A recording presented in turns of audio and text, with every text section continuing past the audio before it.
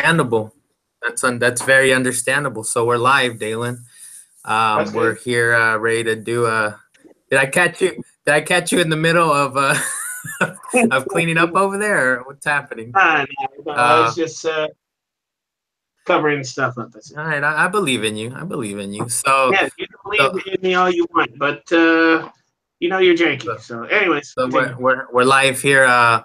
Welcome to another episode of Salient Points. No, episode number 13. So we're officially teenagers now, Dalan. We're old enough to, I don't know, be independent or something. Is that the word you use, teenagers? Yeah, I guess so. We're 13, man. Rock the world. We're doing We've it made live. it. We've made it. So you know what? The holidays are sneaking up on us. I haven't gotten a tree, so I still got to get a tree. I have my tree, my plastic tree that I still need to put up, which I'll be doing immediately after this broadcast. As a Hey, surprise. check it out. We have one viewer. Thanks for tuning in. The one viewer. I'm sorry I can't. When Dalen's talking, we'll recognize the viewer, Dalan. But here we are doing it live, and yeah, we do have the holidays coming up. So we're probably gonna the next episode we do is probably gonna be next Wednesday. Well, we lost the viewer. So we gained a viewer and we lost a viewer. Viewer. I don't think they shout out the viewer like that. All right, whatever. Yeah, welcome to Salient Points. I'm Carlos Macias, along with my co-hosts on the other side of these interwebs. Dalan Kirkland. Took you a while, huh? Did you forget who you were, Dalan? No, I didn't forget who I was. It's just this. Well, yeah, since the holidays are coming up, I figure we actually talk about any Christmas memories. Do you remember having any? What's the biggest Christmas memory you remember having, Dalan? As far as a video game related. Video game related, the biggest one I actually remember was when I got Final Fantasy 3. Okay. You know, 3/6. Why are you putting that in quotes for our audio listeners? Because just put up quotes. It's 3/6. 3/6. That's why I said it. Because when Final Fantasy 6 came to America, it was quoted as 3 for some reason. And later on, America corrected it. But when I first got it on the Super Nintendo, I had gone to Oklahoma with my mother for the whole Christmas and New Year's week. And I remember sitting in the back room on my Super Nintendo the entire time. All through Christmas, I didn't care what presents were being opened. All I had was Final Fantasy 3, and I was happy with it. Eating and drinking whatever that guy had, and I went ham on that game. I think I got all the way to the last boss in like 3 days because I was just sitting there playing. Well, you said you were carrying around your Super Nintendo everywhere you went, and you were trying to beat it on your adventures. Well, I didn't say I was carrying everything everywhere I went. I took it with me out to Oklahoma, and while I was out there, I got Final Fantasy 3 for a Christmas present, and said forget every other present. I went and played Final Fantasy 3, and my mom was tripping out on the fact that I didn't go to open the other presents. Mind you, I don't remember the other presents from that time because Final Fantasy 3 was just too good. It's funny. We both have our biggest Christmas memories are Super Nintendo related. I know that was one of my biggest ones too. And I got the Super Nintendo with the Super Mario Brothers All Stars. So it came the little games that came with it. Wait, did it come with lots of levels? It was a bundle that came with all the Super Nintendo games, along with the Lost Super Nintendo, which was kind of like the secret sequel. But Japan got Super Mario Brothers 2, which was a harder version of Super Mario Brothers 1 instead of the Doki Doki Panic that was renamed in the US. But that's I remember that being one of my biggest memories. One of my uncles bought it for me, and I know we were very excited to. I'm pretty sure we had an NES at the time, and we opened it up, and it was like, oh, this is amazing. We get to play Super Mario Brothers, and it has all the Mario games, right? It has the original Super Mario Brothers 2, 3, the Lost Levels, and Super Mario World. So I think Super Mario World had just come out at that time, and that's one of the biggest Christmas memories, I guess. And you know what? But if it's soon enough, like soon after, I guess I started working like during my early teenage years. So I at some point when I was 14, 15, I was just buying whatever I wanted. So there wasn't any big.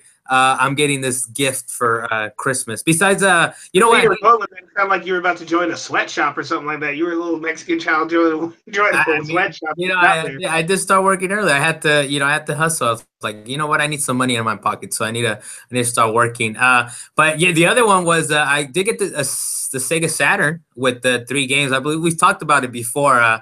But the one that came with the 3 different games, Virtual Cop. Yeah, Virtual Fighter, and yeah, so that's one of the other big memories. Other than that, when Dreamcast and PlayStation came around, it was more of a I'm just gonna buy it myself. Especially with the Dreamcast, they dropped down. I don't know if you remember, but the system dropped down to like $50 at some point. So it was like I'm just gonna grab me a Dreamcast, $50, and then I'm gonna drop $50 for Sonic 2. So a new video game was equal to a Dreamcast during that time. So. Yes, Besides the Super Nintendo Christmas, is there any other Christmas memory you have, Dalan? Video game wise? Video game wise, yes. Most of them would be Super Nintendo memories, but I do remember another Christmas where my mom had actually invited all my friends over. This was during the Nintendo 64 era. And me and my friends, we really loved playing the GoldenEye multiplayer. Let's go kill each other with paintball guns and stuff. So we were up just doing that all day. Christmas cookies were coming out of the oven. Mom kept bringing us Kool-Aid because I'm black. Okay, that's part of it, sure.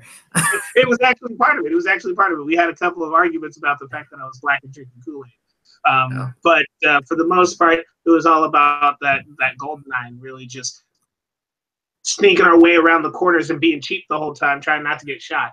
Oh yeah, and playing this game at 5 frames per second, right? Especially in four-player split screen with the rocket launchers flying all over the place, Actually, we didn't do the rocket launchers too much. We loved doing like the golden gun, the one-hit kills with the slaps. We didn't actually care. Oh yeah, slappers only. Yeah, slappers only was kind of a classic. It was slappers only and one-hit kills. At least that's what we did. All right. Well, that was some. So I hope everybody out there can make some new Christmas memories. I know some of us are maybe older and have kids, and maybe we can pass that on, where we could give them a video game or something where they they'll cherish for the rest of their lives, like we are remembering our Christmas memories. I do have one more story now that you mentioned it, and this is a more quick story. My nephew Andrew, he had himself a PS Go, or the little PlayStation Go, whatever the heck that thing was called, and he had himself a PlayStation 3. And one day I brought an Atari over to his house, and I had him play the Atari. And I was like, "Okay, Andrew, which one would you rather play? You want to play your PS3? You want to play the Atari?" He's like, "Nah, I want to play the Atari." I was like, "Why?" He's like, "It's more fun." No, I don't believe this. These are fake news, Dalan. These are fake news you're spreading. No, this is a true story. If I ever got my nephew Andrew on this chat, he could confirm this story. he'll confirm this story. Well, I mean, but was part of it like the novelty? Was part of it like the novelty that it's like, well, I've never really played the Atari, so I have a PS3 readily available. So maybe that's what it was. That the Atari games had a much higher replay values compared to some of the PS3 games. I mean, it was a number of years. It was a different time. The gameplay was king. Whereas, we started getting into the PlayStation, probably even as early as the PlayStation 1 era, where they had to give you this whole preamble. And it was like, gameplay kind of comes second, because now we're a multimedia entertainment type of company, and this is what we develop now. So the fun started to take, second fiddle sometimes. Whereas back in the day, all you had was all about just fun replay value, though. Yeah, back in the day, all you had was gameplay. So it better be good, and it better be replayable. Speaking of replayable, we did get a review copies, or we did get a codes for a new game, Dalan. What was it? It was Gunhouse on the Vita.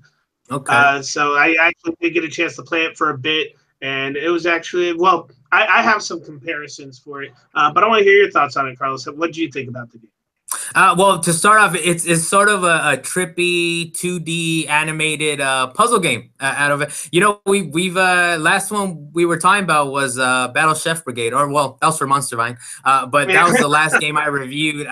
And this is another puzzle game. I thought at first I was ready to even tell you that it's sort of like a beat 'em up. It looks like it could be sort of a Metal Slug type of beat 'em up or shoot 'em up type of game, but it's not. It's no, it's very it's stationary castle defense. yeah, it's exactly. It's a tower defense slash connect three, but not. It's not very simple. It's more like you switch over the tiles, sort of Puzzle League style, but not really, because in Puzzle League you flip them around, right? But in this one, you're kind of sliding tiles around, and then you're making either squares of 4s, of 6, of 8, and then you have two sides to the battle, quote unquote battle. Is that if you switch a big block to the left, that creates guns at 3 different levels where you're protecting your base is sort of, you know, tower defensey like that. And if you switch over, if you move your tiles over to the right, then you create specials where it kind of rains fire from the sky, or it kind of throws bombs from up top. So you have different options based on how you're setting up your defenses. And you know, I got a sense of the game, and you know, I'll probably keep playing. It has trophies. And it gave me you with the trophies. and it gave me an excuse to dust off my Vita. You know, I hadn't played my Vita in so long that I had to charge it for a good while. And then when I turned it on, it was like, you know, it was at, what's the date? Where am I? Who am I? Is basically what the Vita was telling me. So, but what did you think, Dalan? Well, for me, it was more of an experience. Like while I was playing it, it reminded me of Jetpack Joyride. I don't know if you remember that game, but it's like you have certain requirements that you need to meet at the end of each mission, where you have to like. I think one was like use the igloo, the penguin gun. You had to use the penguin. I'm sorry to interrupt, Dalan. I'm sorry to interrupt. Jetpack Joyride, come on, man. Not at all. Not at all. Jetpack. Hold on, I'll let you. Gameplay. I'm talking about the challenges that actually come with Jetpack Joyride, and the need to earn money, because later on in the main menu you have to go buy stuff. Because that's basically what Jetpack Joyride did: is you get a certain distance, you collect coins, and you do little missions in the middle of your run. Yeah. The same thing goes for this game. Is you have to. It just seems like a random comparison, but the mission structure, sure, I'll give you that, where you're doing random little things. But Jetpack Joyride was, I think, a little quicker to those challenges, whereas in Gunhouse you kind of have to be a little more deliberate. But you know, yeah, Gunhouse is way more complex. That's actually what irritated me about the game. It was way more frustrating to try and actually get the tiles where you needed them in the amount of time that you had. Don't get me wrong, it makes you want to rush and being able to really figure out the game, but then you'd have to sit there for a long time to really know how to move those blocks, because you don't get to move them up and down. You can only swipe them left and right. And even then, if you have a big block and you have another block right next to it, and you want to get that big block all the way to the other side, you have to get rid of the little blocks first. Yeah, but I think I see what you're saying. I think it's complicated, but I think that probably comes with more, just like any other puzzle game. It's probably like easy to grasp but hard to master, right? So I can already get a sense of. I was already getting into sort of a flow where when you move the tiles left and right, there's tiles dropping from up top, so you kind of have to get the order of operations, if you will, of how these tiles are going to drop. So that's, you know, that's part of the fun. And I think over time, and we should be updating you guys more in the future if we're like, oh, you know what, this is an awesome game. Now, the only thing that I don't see for it is it doesn't seem to have multiplayer, right? It's just single player.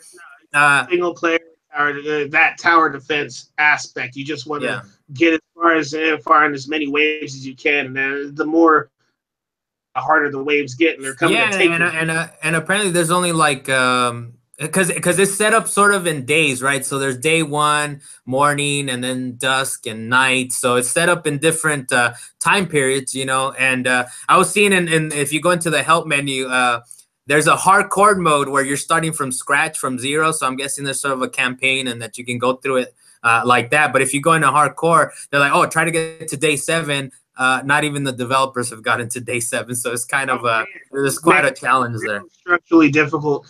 So I think I'm gonna try that game a little bit longer, because it actually seems like one of those games. It's the it's a reason to play on your Vita, Dalan. It has trophies too. Mobile game. So. It's a good mobile game. I will say that. That is It has I don't think we well I guess we did sort of mention, but it has touch control. So it's you know sometimes you have these games where like they forget that they have touch, which the Switch sometimes does, where it's like why can't I just tap, or why can't I just touch? Why do I have to use a physical button? So yeah, and it's with it, there was the notion that it was going to be released on the PS4 soon, and I think it's going to lose something when it gets released to the PS4 because you won't have that touch screen.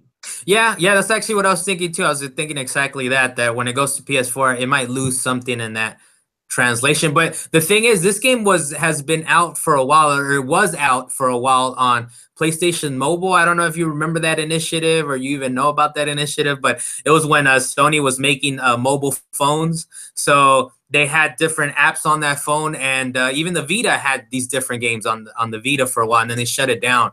So that game, the game's been around for a while, but not officially, quote unquote, officially on a PlayStation system. It's been on PlayStation Mobile, which you were able to play on PlayStation Vita for a while. So yeah, on PlayStation 4, it'll be the first time that it comes to a console with exclusive, I would think, button controls. Because yeah, the PlayStation 4 controller has a touchscreen, but you're not directly pressing on what you need to press, so you kind of have to guess at it. Do the same thing on the system that you can on the Vita as smoothly anyway.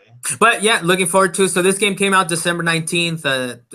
So it was like yesterday it came out. They're looking to bring it to PS4. I believe it's going to be cross-buy. I believe I heard them say. So if it's not cross-buy, then we'll let you know. Maybe we ask for another code and see how it plays on that. Pick up one copy either way. All right. So anyway. So the next thing on our list for this week, or for this Thursday episode, at a panel at the Slush conference in Finland recently, Paradox Interactive CEO Fred Wester said that VR will once again fail to make its long-awaited commercial breakthrough in 2018. This is according to GameIndustry.biz. And then also in that same panel, Bossa Studios, Enrique Oliveres, I'm guessing it's a Spanish, or Henrique, argued that the dream of VR to be fully immersed in a game or world is still too far away from the contemporary reality for any commercial breakthrough to be imminent.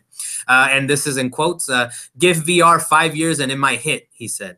But in 2018, it's going to be stone cold, like waking up after a massive party with the biggest hangover ever. So just to ask you, Dalan, what will it take for VR to gain mainstream success? I know we've talked about it a little bit before, but based on this, he says it's like a hangover. It's still not there. It's going to take us quite some more time. Complained about VR for quite some time. I've complained about VR since 3D tried to make a comeback. The same thing with 3D TVs. Those things were short-lived. And the VR thing, they tried to do a couple of times. I remember, what was it, Virtual Boy? I mean, that hurt people's heads. But it's the fact that trying to create a virtual reality for all these games with our millennials and I guess iGen, whatever you want to call them, they want these VR things to actually be out there. They want them to succeed.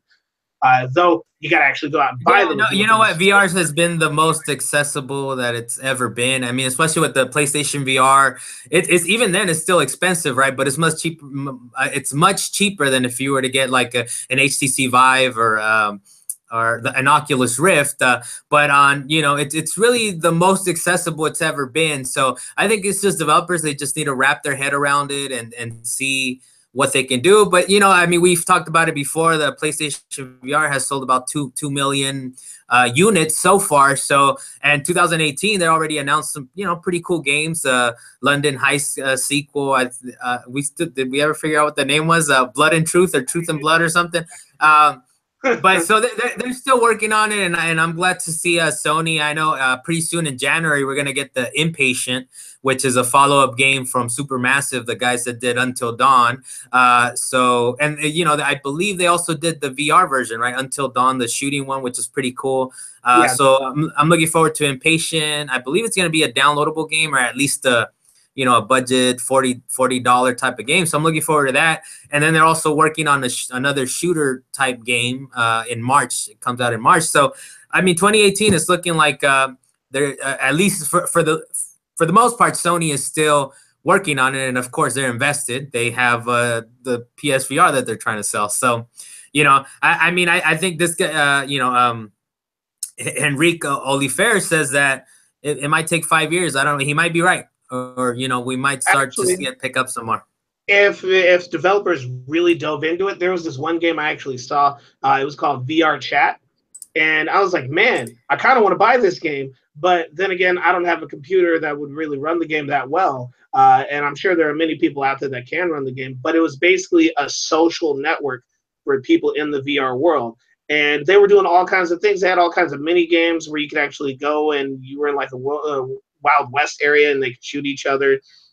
They were doing a Sword Art Online fight, and it was crazy because you could have pretty much any avatar you want in this game. And I don't really think it's up by any type of massive AAA or even a single A company. I think it was like somebody just created a project and started giving them a pay to do it service. And really, if that game goes mainstream and they actually fix some of the tracking bugs for that game, that's going to be a great game. And if you don't know what it is, I suggest going on YouTube and just looking up VR Chat. Yeah, I mean, they got a whole bunch of videos. We'll see, man. They're working on it. I always think it's interesting to hear developers because, you know, some of them the farm and then some of them are kind of taking a step back. So it's just like anything, any technology that's coming out, either, you know, it'll take off or it won't. And VR has definitely been a little slower to, you know, you did mention some of these other technologies. Virtual Boy was just terrible, man. I mean, you've tried the PSVR. You've put on the headset. It feels good. It is nice. I tried the Oculus Rift, and I tried that other one. I can't never remember the name of. Yeah. So they're actually as far as the PSVR, because I believe I've tried the Rift. As far as the VR units that I've tried, the PSVR is the most comfortable, and it's in your house, and it's connected to a system. You know, I don't have a PC either that powerful enough to run any of these other VR units, but you know, so far the PSVR has worked out pretty well. I mean, sort of gathering a little bit of dust now, but in the next few months, I'll be getting more use out of it. Well, the Oculus Rift had more function to it as I played it, which is why I would mind getting an Oculus Rift if I ever got a computer. Oh, you know, just get yourself a $1,500 computer, $1,600 rig, and you'll be fine. You'll be all good. You deserve it. And you definitely deserve it. All right, then we can move on to honorable mentions. What do we got first? For an honorable mention, this is a very honorable mention. I kind of wanted to make it a main story for a minute, but I'll keep it an honorable mention. Just keeping it quick. Catherine is being remastered for the PS4 and the Vita. It's basically it's actually an extension to Catherine. At first, I thought it was just going to be a straight remaster and a port from PS3 to PS4, but no. They're going to call it Catherine Full Body, which actually gives a third Catherine. Because the original Catherine, there were only two women that the main character was actually split between. And in this case, they're adding a third woman named Rin, who's going to be voiced by Aya Hirano. I can't really pronounce her name all that well. But it's going to actually create new branches of relationships for the main character. It's going to make new episodes, new cutscenes, of course, new endings. And on top of that, they were listening to fans. And they decided to create online battle mode for the puzzles. Oh, that's right, yeah. They actually added cross-save to these things. So it's actually rumored that the game is only half done. But honestly, I know there were plenty of fans for Catherine and people who love Atlas that are just livid for this game to come out. I can't wait for it to come out. I know it's going to get sales. So. Wait, livid as in they don't want it to come out? I'm pretty sure livid is a negative connotation, Dalan, but I mean, I'll accept it. Up in arms about it, but that's not what I meant. I meant they're very excited about it. Okay.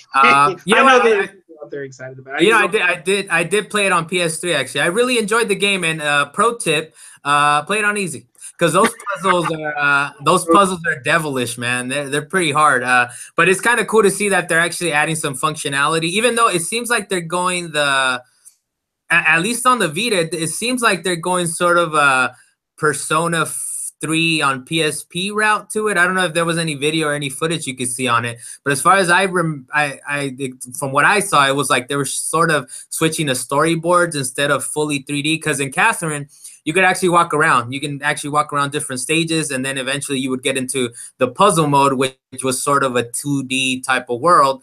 But otherwise, you would actually be walking around the bar, walking around the restaurant. So it's interesting. I'm looking forward to it, and it's gonna have online battles. Some of these games, puzzle games that we played recently, you know, Gunhouse being one of them, and the last one I played, Battle Chef Brigade, is like, why don't you guys have multiplayer? So it's cool to see. That's right. Cool. You did bring that up, didn't you? Yeah, so it's cool to see that Catherine in this remake that they're doing, they're actually adding some functionality to it. So are you gonna pick it up?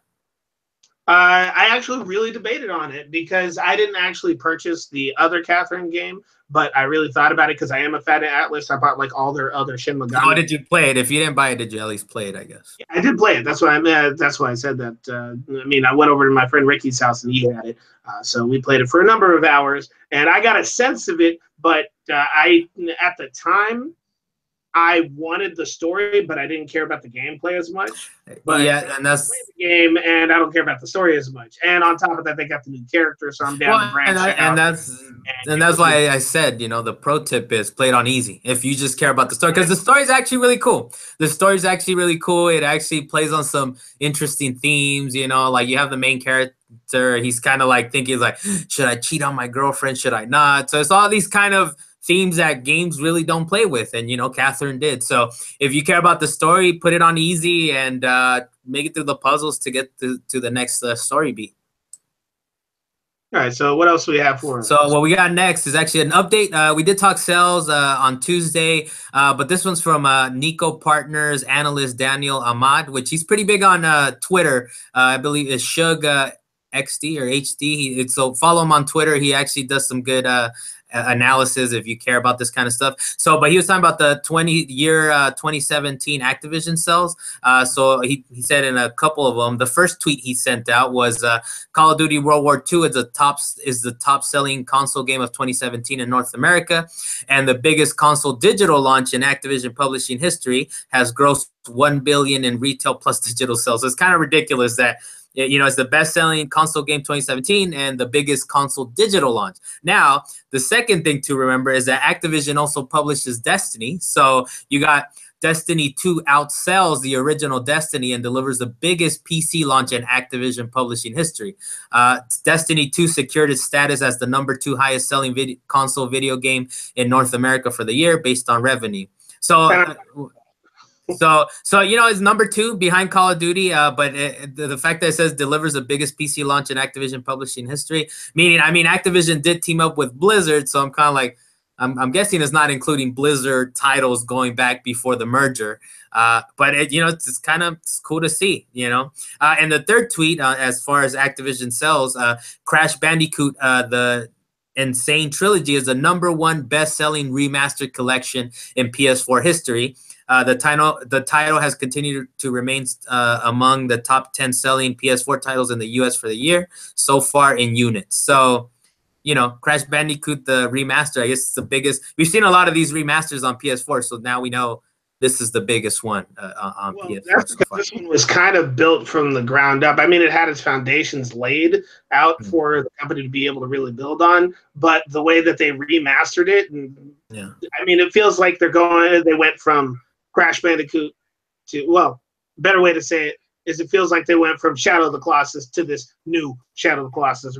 Yeah, we talked about recently. Yeah, I mean, I think you played it, right? Yes, so it basically has the skeleton of the original trilogy, but it looks nice. It looks beautiful. It looks like it was made recently. So really, I mean, Activision will never lose. It will never lose. It has Call of Duty with Tony Hawk, but other than that, they'll never lose. Yeah, I know they're hanging on to that. And Tony Hawk 5, man, when are we getting a good one, man? It's been a while. It's unfortunate, man, because Tony Hawk 2 was such an incredible game, and that's actually one of the few games I spent $50 on Dreamcast buying brand spanking new because like I need this Tony Hawk 2 game in my life. Well, after 3, they went downhill. Yeah, which is ridiculous that they actually dared to launch. The last Tony Hawk was officially titled Tony Hawk's Pro Skater 5, meaning this is good. It's basically they were trying to sell it to you as like, no. This is good. We understand what we've done wrong. This is an official numbered sequel, and it was terrible. It's probably the worst one. Yeah, so you know, Activision's doing all right. At the very least, they're bringing us good games. Call of Duty World War II. We talked about the campaign. I really enjoyed the campaign aspect of it. Destiny 2. We wish it was more than what it is, but I've enjoyed it so far. Yeah, well, we still enjoy for the price that it is. I mean, yeah, And then Crash Bandicoot. It's an Activision game apparently, so they kind of swooped in and grabbed it from Naughty Dog or Sony, or they were like, all right, they did a good job. They brought it back, and maybe this is hope that we'll get a sequel. Maybe if it's hopefully we can get more remakes like that, because most of the generation now missed out on those excellent games from back then. So I'm down to see a lot more remakes like that. All right, now we got more sales. Huh? We got more sales talk. Yeah, we got more more what's the next thing? talk because you love your sales talk, Carlos. I thought. Hey man, it tells you about the world. I thought I'd bring this up for you, being that Super Mario Odyssey, because you love your Super Mario Odyssey, and I recently found it to be way more addicting than it should be. That game has no business being as good. It's at the perfect level of addictiveness, Dalan. How about that? Well, Super Mario Odyssey broke 1 million physical sales in Japan. I mean, for a minute there, we thought physical sales was really waning off, but I guess after a little under 2 months that they're still doing pretty good. They neared 3 million Switch sales in Japan alone. And I actually found out that the physical game market is much higher in the UK. And it's actually estimated that there's 3 physical sales for each console. And that's actually pretty good. That's actually a really good ratio. Wait, what do you mean? 3 physical? Oh, yeah, the attach rate. So they bought 3 physical games. Yeah. If you don't look at my Switch collection, man. I probably have like games on it. So just well, I'm talking about average. No, I get that. I get that. What I'm saying is, it skews high, and there's plenty to play and enjoy on Switch. I mean, I've now double, triple dipped on Monopoly. I was just playing Monopoly last night, actually, and I played with someone who. I just don't understand it, man. In Monopoly, you have to trade. You have to trade. That's part of the game. Man. You get into this conversation, you get into just really quickly, and we'll move on. Okay. But so this guy was trying to run the board. He picked up pretty much all the properties, but I had some of the key ones, like the yellow one and the red property. So I was like, all right, let's trade, so we can, I'll get you your orange pieces, and we could trade for other things. He would not trade for anything. So eventually I was able to get Boardwalk Park and then the brown ones that no one likes, but I was able to. So it took me forever, man. It took us way longer than it needed to, because I had to wait till he dropped on that little corner pass go. But on the Switch, that's on the Switch. That's my go-to. I go to bed. Did you win that match? I did. It was quite a battle, because when nobody wants to trade, it's gonna take forever. Like, trade, and he wouldn't put up houses. Like, he wasn't putting up houses. Like, this guy does not know what he's doing. Anyway, sorry. A quick digression. All right, moving on to the next subject. What was after this, though? We'll move on to the next thing. The dawning update for Destiny 2 dropped on Tuesday. Did you get to try it, Dalan? Did you try it? I mean, I haven't even turned on my Destiny games. So I haven't had a chance. I got things. I have a life to live as well. So the dawning, they updated it. It really doesn't do too much. I mean, especially they didn't add the sparrow racing, which I was like, well, why did they add the sparrow racing?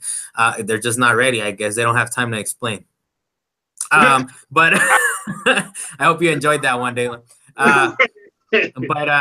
But yeah, no, they just kind of snowified the tower, and they did I think they introduced Mayhem. Mayhem is fun, man. I don't know if it was for the dawning, but I haven't played the Mayhem in a while. So Mayhem is when you play everything boosts, like everything is faster. Your grenades come back faster. Your supers are like basically you're getting your super like every minute. Every minute you're gonna have your super. So it's constant supers, it's constant grenades, and I think you've played it before, right? So I did Mayhem in Destiny 1 because it was pretty much the same thing, but in this.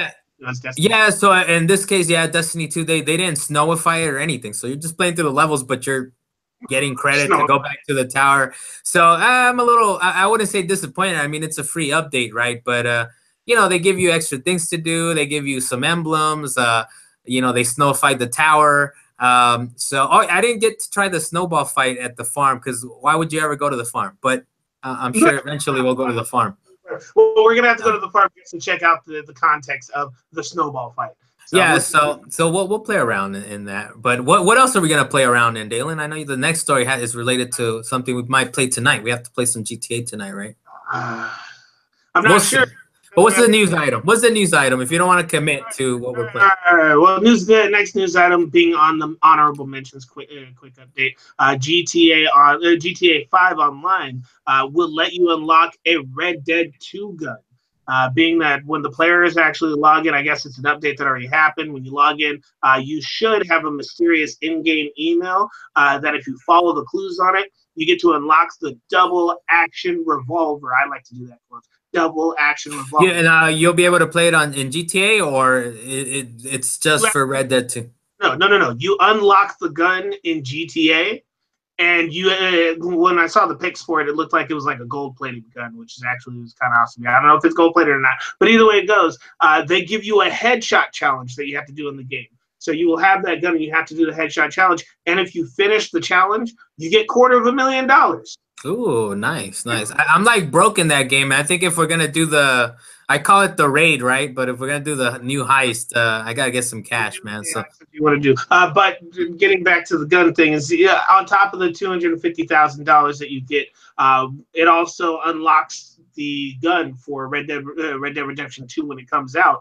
So when that launches sometime second half of next year, you will have the double action revolver at that time. You know what? Whenever it launches next year is correct, Dalan, because who knows? They delayed it once, another delay. Second half of 2018. It's Rockstar, so whenever we get it, at least we know it's gonna be a high quality, right? So coming up next. Oh, actually, speaking of what's coming out next year, but we get a tease this year.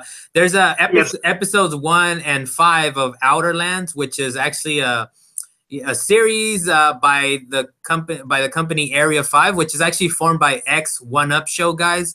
Have released a couple of episodes already, which cover game preservation and interviews with the late Ralph Baer, who came up with the concept of the video game console. Now, Ralph Baer came up with the Odyssey, so they interview him. I think he passed away in 2014, so this is going to be one of those instances where you see someone that passed away, but he was important for the beginning of the video game industry as we know it. And episodes 2, 3, 4, and 6 are dropping in 2018.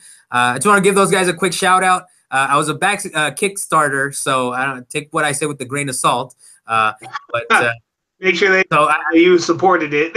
Yeah, I know these guys from. I've actually met them. I hung out with them. They snuck me into Comic-Con at one point, so it was kind of my first experience in convention, and they're really cool guys. They used to be at One-Up, and they did a show, the One-Up Show, which was amazing. It was like a 20-30 minute incredibly produced show, and even at the time there was a Jeff Keighley was doing Gamehead, and he was doing these different game shows, and they didn't touch One-Up Show. It was just so good, right? It was so good. But they always talked about how they were constantly at deadline, and they were barely making it past the finish line to get the show out on Fridays. So apparently it was really stressful. But I was like, oh man, this is incredible though. It's an incredible show. So I haven't looked at it yet, but I'm pretty sure they have a high quality bar for those shows. So check those out if you guys haven't.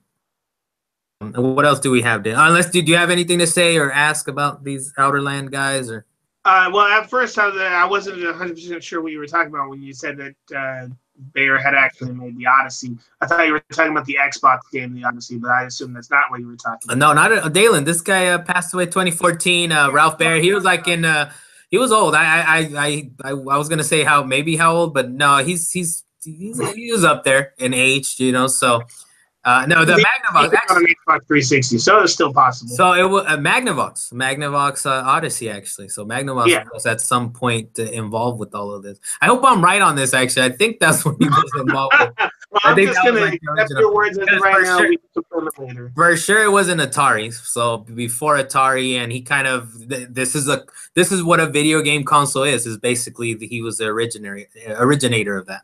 Speaking of retro stuff, though, Dalan, what else do we got? Speaking of retro stuff, we have the company Retrobit, who are the makers of the retro clone hardware. They actually announced that they signed with Sega to make accessories for the Genesis, the Sega Saturn, the Dreamcast. While it wasn't actually officially a confirmation for it, this actually means that they could potentially be readying for the Sega to make a full-on comeback. That being the case, I would not mind seeing a Dreamcast Mini or a Sega Genesis Mini. I mean, you saw the Super Nintendo and the NES Mini did on sales. If they did a Dreamcast Mini, I don't know what kind of impact that would have, but I'll tell you right now, I would pick that up. Wait, but so what is this? I mean, I didn't look it up, so I was hoping you kind of looked it up. But so they're doing accessories, Sega accessories that work with the original hardware. Are they but they're not making the hardware, right? They're not making new Dreamcasts or new Saturns. Well, they didn't announce anything like that, and again, it's not an official confirmation of what exactly they'll actually be doing. So there's not actually a lot of information on it. Okay. There was just the fact that they were said to be making Sega accessories. But they are like sanctioned by Sega, or are they're backed by Sega? Sega gave them like their blessing. Is that the case? Well, they signed up with Sega to do something, and they're known for making accessories for consoles like that. So if they're making accessories for the Sega, which there hasn't been a Sega ages, I would assume that they're going to make some sort of. Well, Sega, as in, I know when we were kids we would call it a Sega or a Nintendo, but are you talking about like Sega Master System, Sega Genesis, Sega Saturn, or are you talking about Sega in general? But I know Genesis and Saturn and Dreamcast.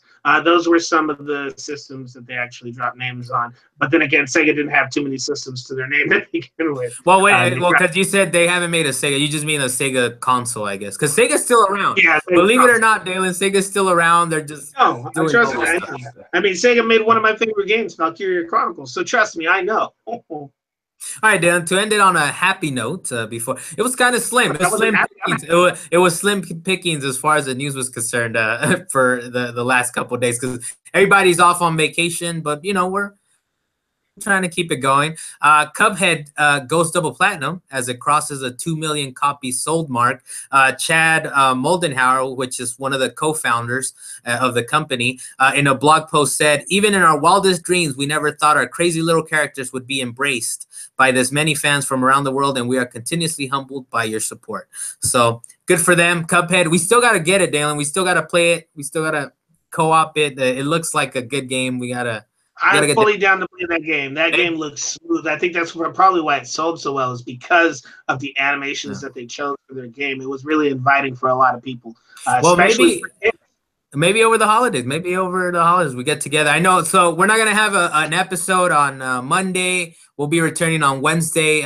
So happy holidays to you guys. And I'm your host again, Carlos Macias. You can find me at @AduceClean on Twitter. And then Dalan, where can the fine folks see you? Or find you? You can find Dalan at folksy people or non-folksy people. You can find me at Twitter at _Zaysha_. So we hope to see you next time, and we hope to see you in the future too. You know who calls them folks? What's his name? It always trips me up. Bill O'Reilly. Bill O'Reilly, man. What's the Bill O'Reilly? They're lying to the folks. They're lying to the folks. Tell the truth to the folks. I'm like, who are the folks? Bill O'Reilly? They are the people. All right, we'll see you guys. See you guys next time. All right.